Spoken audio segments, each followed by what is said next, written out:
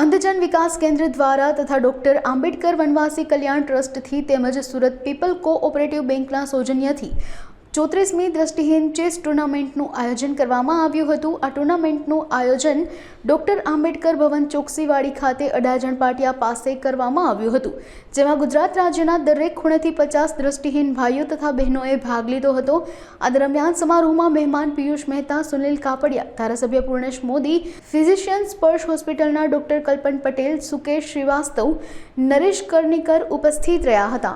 હું પોતે હર્ષદભાઈ હરિભાઈ ગજ્જર, અંધજન વિકાસ કેન્દ્ર સુરત।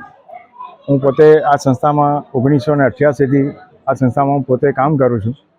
મારી અલગ અલગ ટુર્નામેન્ટો પ્રજ્ઞાચક્ષુઓ માટે થાય છે। લાભાર્થીઓને હું દર મહિને અનાજની કીટ આપવામાં આવે છે। તદુપરાંત આજે અમે અહીં 34મી પ્રજ્ઞાચક્ષુ ચેસ ટુર્નામેન્ટનું અહીં કાર્યક્રમ યોજવામાં આવ્યો છે। આ સ્પર્ધક 44 જણાએ ભાગ લીધો છે। અખિલ ગુજરાત ટોટલી જુનાગઢ, કચ્છ, મોરબી, રાજકોટ, બરોડા, અમદાવાદ, સુરત, આ બાજુ નવસારી, સોનગઢથી આવ્યા છે।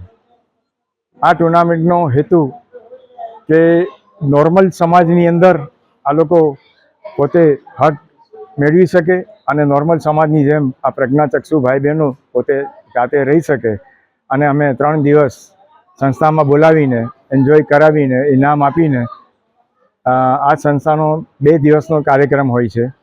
આવતીકાલે પૂર્ણાહુતિ થશે, તેમાં આપણા સુરતના જાણીતા લાડીલા શ્રી પૂર્ણેશભાઈ મોદી પણ આવવાના છે પૂર્ણાહુતિમાં, અને એ પણ સામે આ ભાગ લેવાના છે, અને કાલે ઇનામ આપીને અમને એવો બધાને વિદાય કરીશું।